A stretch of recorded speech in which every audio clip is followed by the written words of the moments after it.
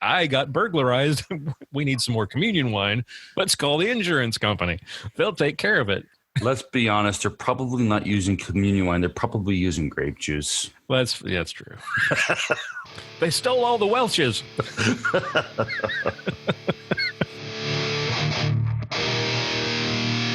Bringing you law, gospel, and guns. This is Armed Lutheran Radio.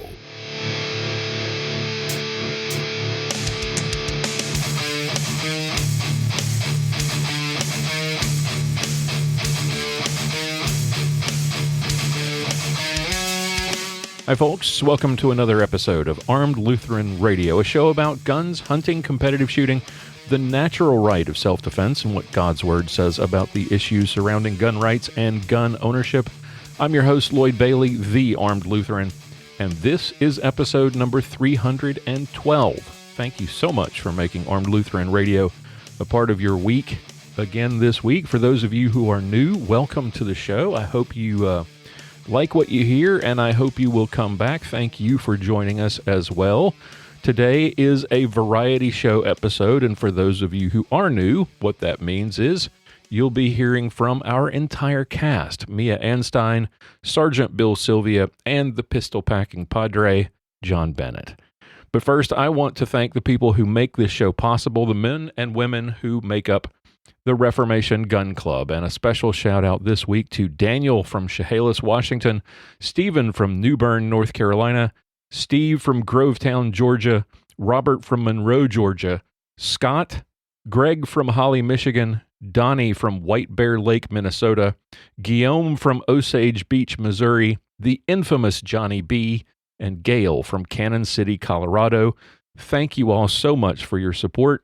These awesome people are members of what we call the Reformation Gun Club, and their contributions, their monthly and yearly membership fees help keep this show going, help keep us doing what we do. And if you would like to find out more about how you can help support the show, check out armedlutheran.us/gun club. You'll find out all the benefits, hundreds of hours of exclusive content, monthly online hangouts with the cast, one of which is coming up very soon, by the way. The May hangout is probably going to be next weekend. And then see all the benefit levels and all that good stuff. You can find all that out at armedlutheran.us/gun club, or look for a link in the show notes for this or any of our previous episodes. All right, like I said, today is another variety show. We haven't done these in a while. It's been about 6 or 7 weeks, so I know you're probably missing hearing from our awesome cast, but we have content from everyone today. We are fully loaded and ready to go. But before we do that, I did want to there's something I did want to discuss today. We did discuss the big news about the Supreme Court and Roe versus Wade and how the abortion issue ties into the gun debate last week in episode 311. Go check that out if you have not heard it. One area that we didn't touch on, though, was that of church security and your own self-defense. We talked about how the pro-gun, in our opinions, pro-gun is pro-life. That you that the position of supporting or opposing abortion is in keeping with our support of gun rights and your right to defend your own life. We didn't discuss the issues of church security and self-defense in light of these kinds of volatile issues. In predictable fashion, we have seen a number of instances of churches being vandalized or burned. The peace-loving left, who are incensed by the possibility of having restrictions on their right to kill their unborn children, have become even more unglued than usual. As I said last week, the mindset behind this hardcore pro-abortion movement which is, by the way, the core of the Democrat Party at this point, it's pure evil. And in the last week, we've seen troubling responses to the news of that Supreme Court leak, the idea that the Supreme Court is poised to strike down Roe and return the abortion issue to the states. Churches, as I said, have been attacked and vandalized. Church services and mass, Catholic mass, have been disrupted by protesters. Crisis pregnancy centers have been attacked. In one church, they spray painted on the walls, if what was it? If I'm not safe, or if abortion's not safe, you're not going to be either, was essentially, I'm paraphrasing, the crazy. The Democrat Party and the White House doing nothing to investigate the leak of that draft opinion that started all of this. Imagine for a moment if a draft of the Obergefell majority opinion, the one that legalized, kind of codified in the way that Roe did with abortion. Obergefell was gay marriage, and you may remember that then President Obama, lit the White House up in rainbow colors as a result of that decision. Imagine if a draft of the Obergefell majority opinion had been leaked months before the official announcement. Do you think the Obama-Bin Biden administration would have done nothing and been uninterested at all in that leak? Merrick Garland, whom you may recall Obama wanted to nominate to the Supreme Court, and who, as Biden's Attorney General, was very quick to suggest that parents at school board meetings are domestic terrorists worthy of federal investigation.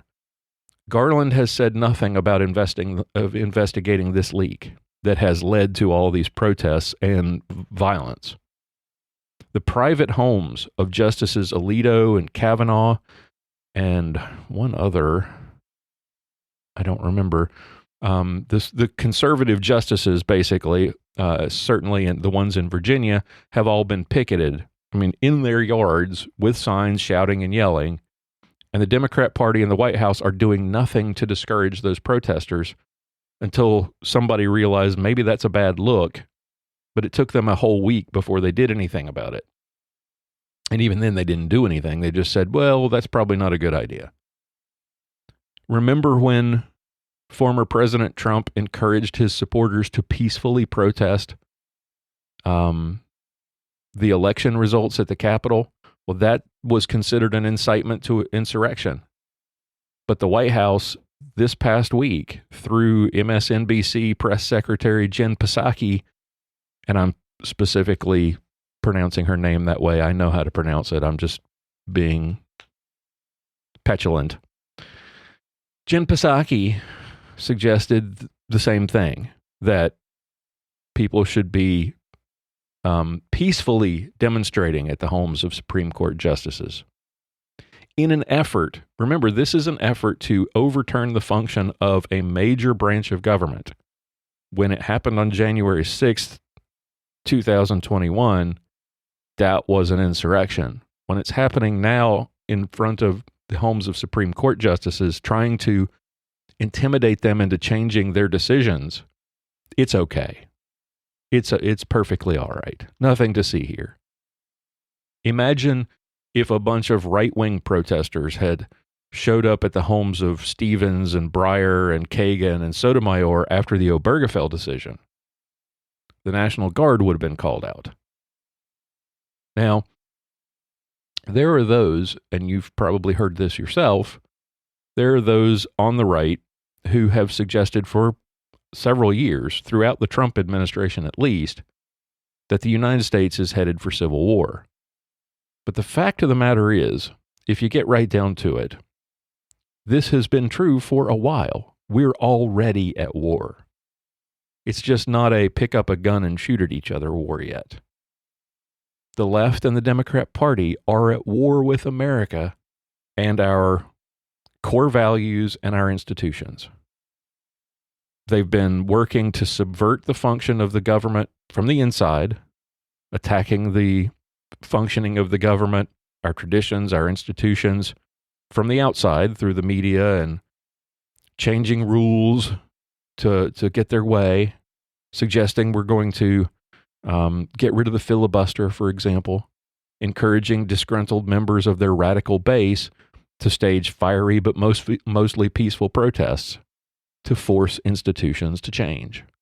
We are at war, whether we like to think of it that way or not.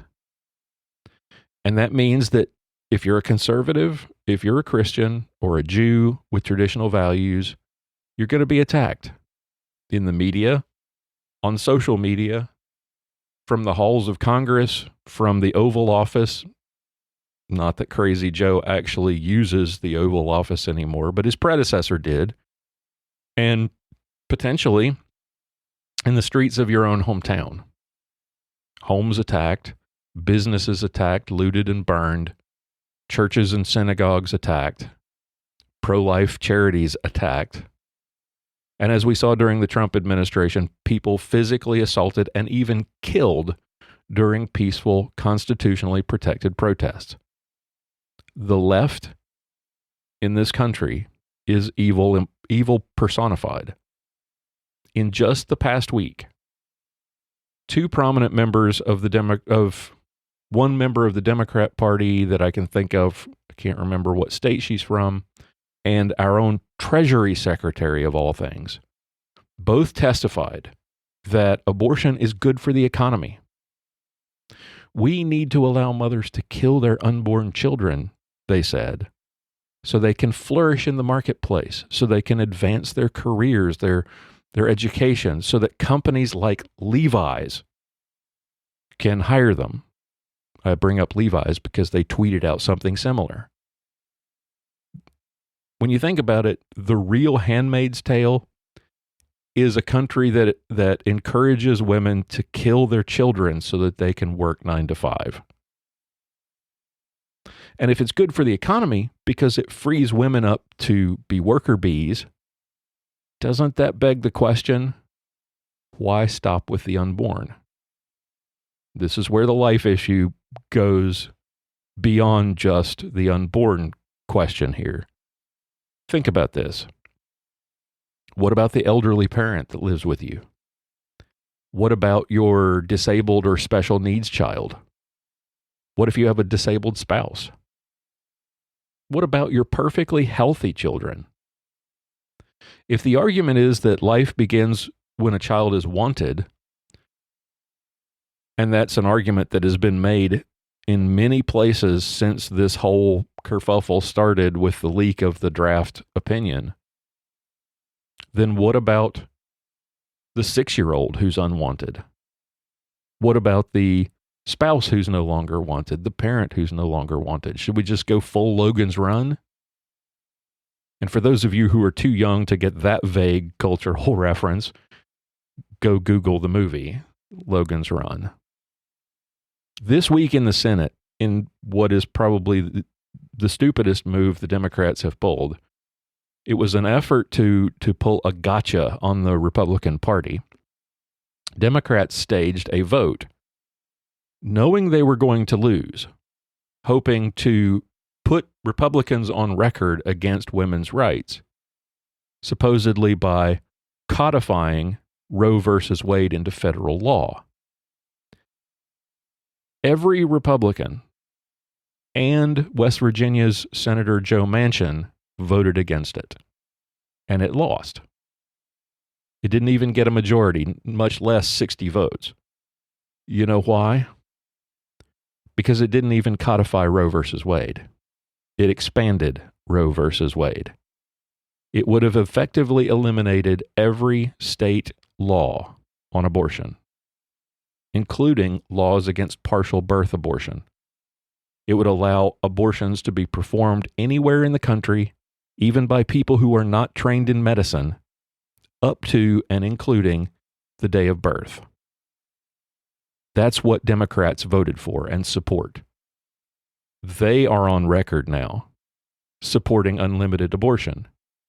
That was just basically taking the pin out of a hand grenade and dropping it at your feet.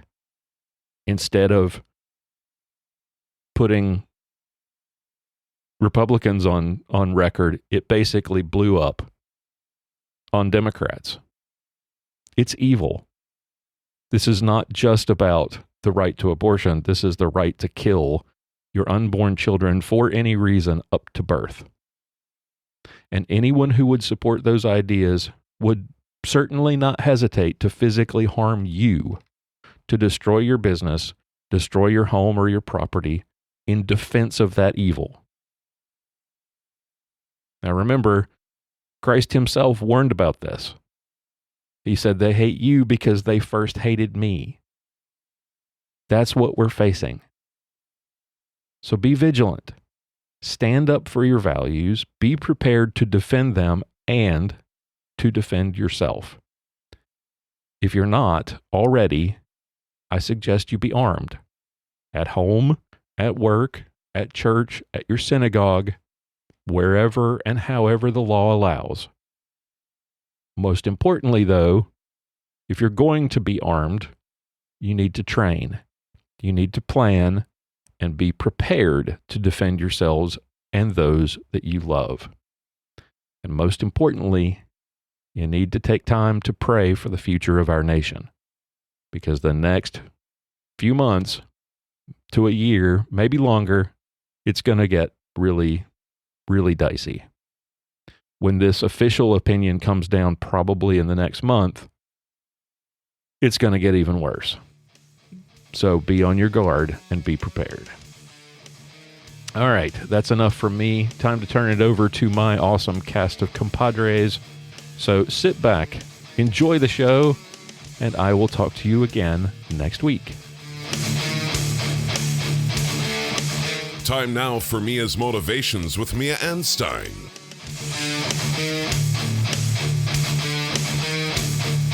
Hey y'all, I am happy to be visiting with you again. I am actually on my way to Hunt, Texas, to Lazy CK Ranch, where I will be teaching a bunch of ladies some long rifle and archery. So it's always fun, and I love to partake in the event and to share time with a bunch of wonderful ladies. It's something that I consider a blessing to be able to be a part of. And so that's not what I wanted to talk to you about today. Actually, while I'm driving, I love to listen to podcasts, and of course, I listen to Armed Lutheran Radio as well.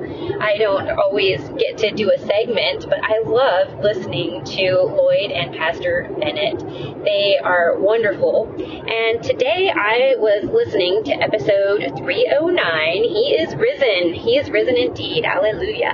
I love the Easter episodes, but I also love these pastoral pontifications, and then also the episodes where they debunk somebody who has tried to use scripture as a means for us to not defend ourselves.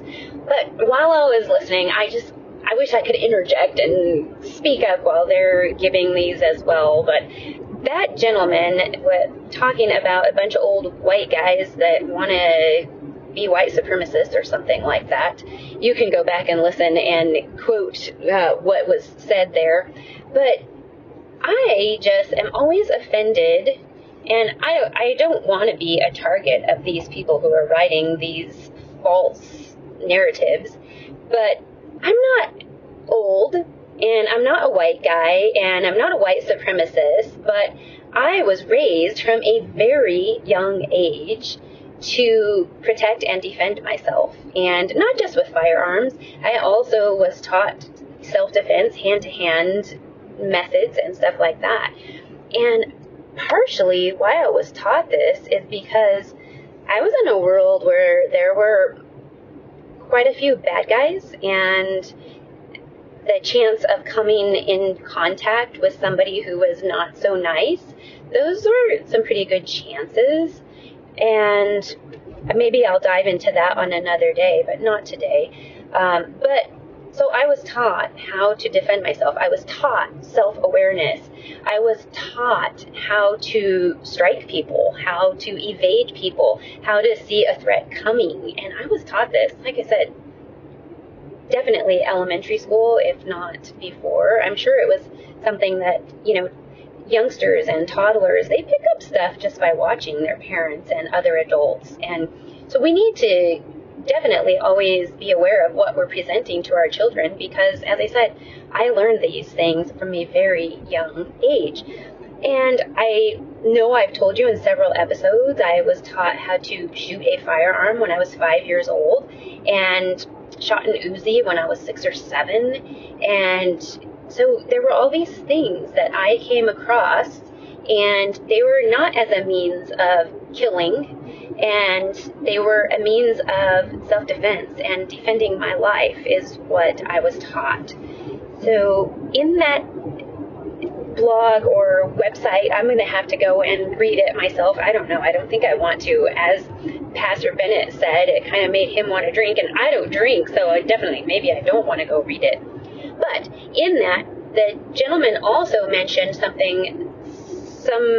way that it's okay if you're hunters, but not if you want to use arms to take lives. Well, I'm a hunter, and when you kill an animal, you're taking a life. So it just adds to the craziness of that episode, and I just wanted to kind of add some thoughts about that. When we hunt, we take lives, and we know that, and we practice, I hope, in hunter education, and I'm going to teach some rifle events this week, and we teach how to make accurate shots. I've spoken other episodes about how hunting actually can be training for your self-defense if you practice your breathing techniques, practice managing your stress, and such like that. So it's just another thing in that segment that the author of that piece, who was trying so hard not to offend us, he offended me because I am not an old white guy. I do have guns. I do have them to defend my life and my family's life, and I hope I never have to use them for that. But I have used a rifle to defend my life when a great big bull came charging at me and I had to shoot him at 25 feet in self-defense. So it's just additional thoughts that I wanted to share regarding the episode of 309, He is Risen, and Pastor Bennett and Lloyd talking about this horrific article or blog that this gentleman, and I don't know, should I call him that, a gentleman? I mean, he basically was slamming Christians, and all gun owners.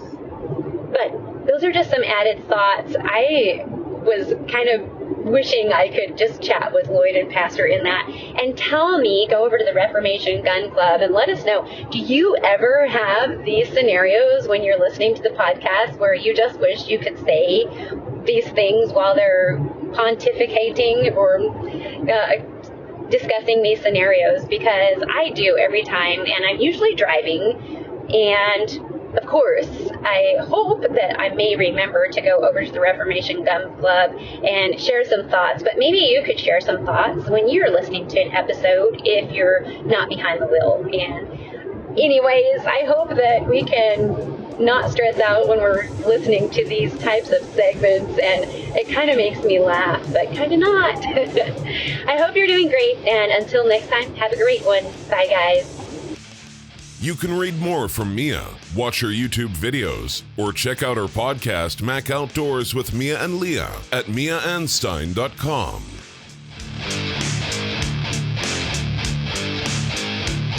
Time now for another Ballistic Minute with Sergeant Bill Sylvia.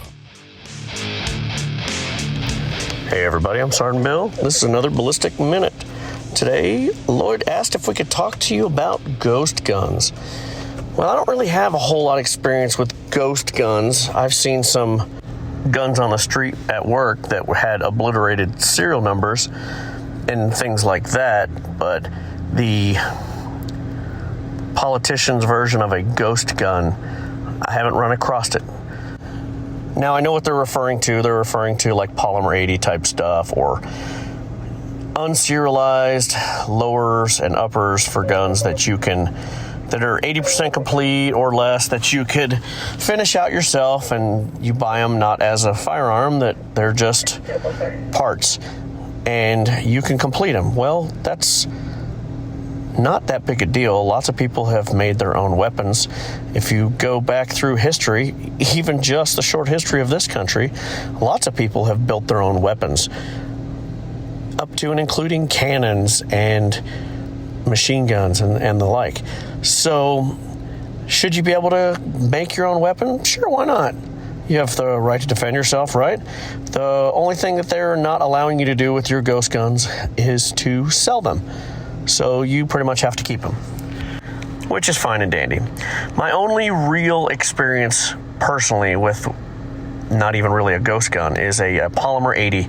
I had looked at polymer 80 guns for a long time, the lowers, the 80% lowers for like a Glock, and I never really thought that I would be able to do it that would be up to the standards that I wanted, so I never actually built one. But I did about a year ago purchase one of the polymer 80 fully complete and serialized lower Glock 17 frames. Now it has all the components that you would have in the lower frame of a Glock 17. The frame itself is different, just like the polymer 80s. It's got more of a straight back strap, so it kind of changes a little bit of the grip angle and the feel. It's got a lot more texture on it. It's got some of the gas pedal type ledges. It's got a little bit more relief cuts around the magazine release.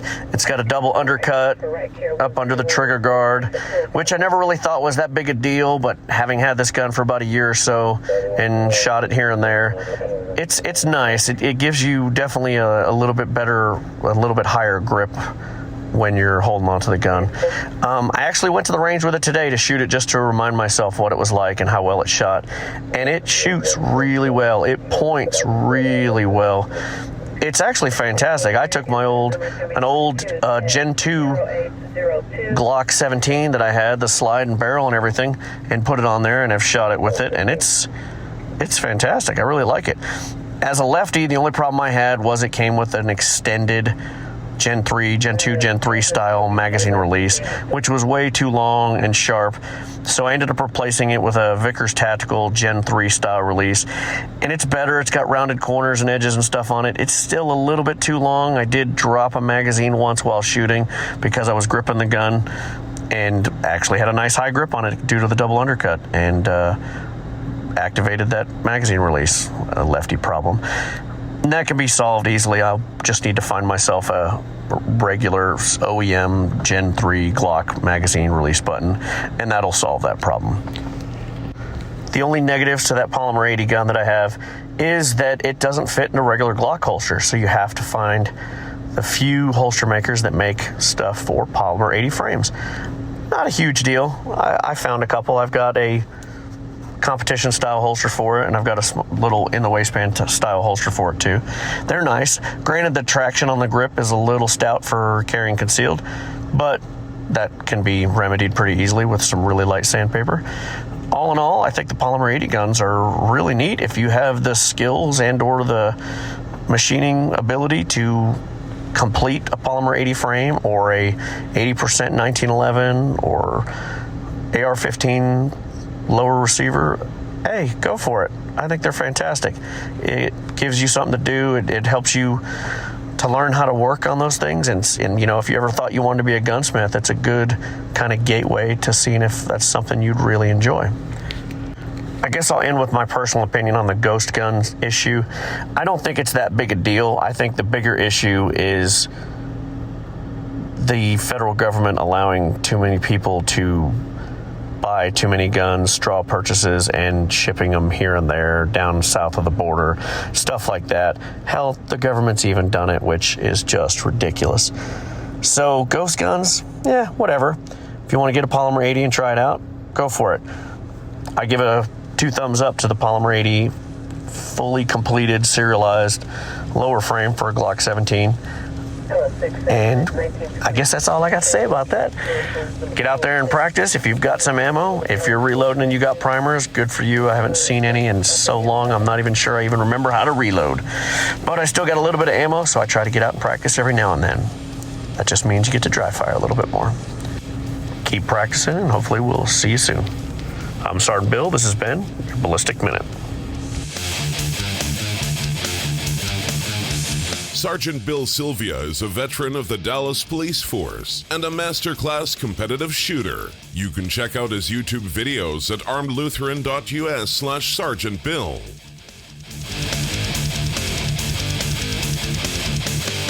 It's time for Pastoral Pontifications with Pastor John Bennett. This is the pistol-packing Padre, Pastor John Bennett, and today I wanted to talk a little bit about priorities. If we look at the world around us, how often do we see people insisting that various things that we would consider luxuries are true necessities? We see this especially with children where they will say, I need this or that thing, while in reality, they could survive perfectly fine without it. When I hear this from my own children, I ask them, well, are you going to die without it? To which they reply, no. And I tell them, then it's not something that you need. It's merely something that you want. Now, this problem that we see, and perhaps this is a problem that's brought about by the incredible level of prosperity that our nation has experienced, though if things keep going the way they are right now, we'll all end up in the poorhouse. The problem is that far too many people prioritize their wants over their needs. And oftentimes when they do this, it's to the detriment of others. When we talk about priorities, really what it all comes down to is putting first things first. Putting those things that are of greater importance above those other things that are frivolities and luxuries that we really don't need. I see it far too often where you'll have a person who will work 80, 100 hours a week or more to make as much money as they can, and they will justify it by saying, well, they're doing this to provide for their family. But if you already have more than you need, shouldn't time with your family take priority over earning more money? For myself and my own childhood growing up, far too often my father prioritized himself and his own time and what he wanted to do for himself over time with his family. He worked the swing shift as a custodian at the post office, and even though he'd been given the opportunity to have a regular 9-to-5 job, he made it known on more than one occasion that part of the reason why he liked working that swing shift is because he didn't have to be at home around the rest of us. Now, he was a hard worker, he had a great work ethic, but in the long run, it was almost as if he treated work as an excuse to be away from his wife and children. It left me feeling very much neglected growing up. I had the same issue with my mother, who had prioritized her pet projects, whether it was helping out this family that was struggling or this individual that was having a difficult time and so forth. It always seemed like she had pet projects helping out other people rather than spending time with her children. It's a little difficult for me to talk about these things because I feel a little bit guilty as if I'm bashing my parents, but ultimately what it comes down to is I think that they were just, in a way, reflecting the priorities that their own parents may have had. Either way, as a child, it left me feeling as if I was of little importance when it came to the family life. It's important for us, whether we're talking about our hobbies, shooting hobbies and that sort of thing, whether we're talking about our families and so forth, that we always place those things that are of greatest importance first in our life. I've been thinking a lot about this subject because this past week I spent more time involved in the life of my children than I have spent doing those things that I wanted to do for myself. Yeah, it's always great to have personal time to do what you want to do. But I'll have all the time in the world for that once my kids are grown and out of the house. My kids have to be one of my greater priorities. They are more important than what I want to do. And so often we live in a culture that is so selfish and so inwardly focused that they prioritize the individual's wants over those of their children. It's kind of ironic talking about this when we see what's happening right now with the fight over the right to life in our country, that so often the excuse is given that, well, women can't have a productive life unless they killed their child in the womb. And yet, when they kill that child for their own selfish reasons, they are killing one of the greatest sources of a feeling of fulfillment in the life of an adult. I get such a great feeling of accomplishment when I see my children succeeding and doing well. My two oldest daughters are very talented musicians, and last week I got to see them perform in a concert, and it gave me such a sense of pride and joy to see that. We can extend this topic of priorities also to our religious lives. I once had a conversation with a gentleman who's talked with me on multiple occasions about how much he wants to become a member of the church. And I encouraged him to start attending church regularly, and I asked him on that particular occasion, "Will I see you in church this Sunday?" And he says, "No, I'm going fishing." And I bluntly replied to him, "Well, there's 6 other days a week that you can catch fish." And he kind of understood where I was coming from and realized the folly of what he had said, that really what he was doing was prioritizing his own personal time and his own personal hobbies over the feeding and nurturing of his soul. There are the people who say, "Well, I have to work on Sunday," and that Sunday shift just happens to be overtime, or they're filling in for someone, where they're making it a point to be busy Sunday morning, almost as if they're using that as an excuse to not attend church. Make your spiritual care a priority. You need that time of rest, not necessarily for your body, but for your soul. You need that time of refreshing for your soul to gather together with the people of God to be reminded of how much our God loves us and has demonstrated that love through the death and resurrection of our Lord Jesus Christ. When it comes to our hobbies, if your hobby is a great priority and you're having a difficult time balancing time with your family and your hobbies, then try to incorporate the two together. In teaching my own kids how to shoot, it gave me a great sense of pride to see them hit that target. I think of my oldest daughter, and she shot trap last year, and just the look on her face when she finally busted that first clay, just the sense of accomplishment that she had, and gave me a great sense of joy and pride as well.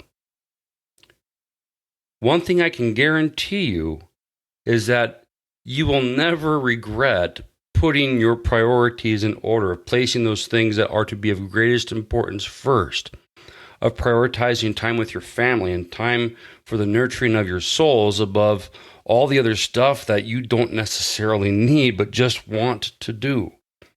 So put first things first, and your life will be better for it. Well, that's all for this time. If you have any questions or anything that you would like to pontificate about, you can send those questions through the feedback page at armedlutheran.us. Thanks for listening. God's blessings, and we'll talk to you next time. John Bennett is the pastor at St. John's Lutheran Church in Willow Creek, Minnesota. For more information, visit stjohnswillowcreek.org. For show notes, be sure to visit our website at www.armedlutheran.us. Check out the Facebook page, The Armed Lutheran, or join our Facebook group, Fans of Armed Lutheran Radio. If you like what you hear, please leave us a comment on our feedback page at armedlutheran.us/feedback, or a review on iTunes, and let us know what you think. Thank you for listening to Armed Lutheran Radio, a member of the Self-Defense Radio Network.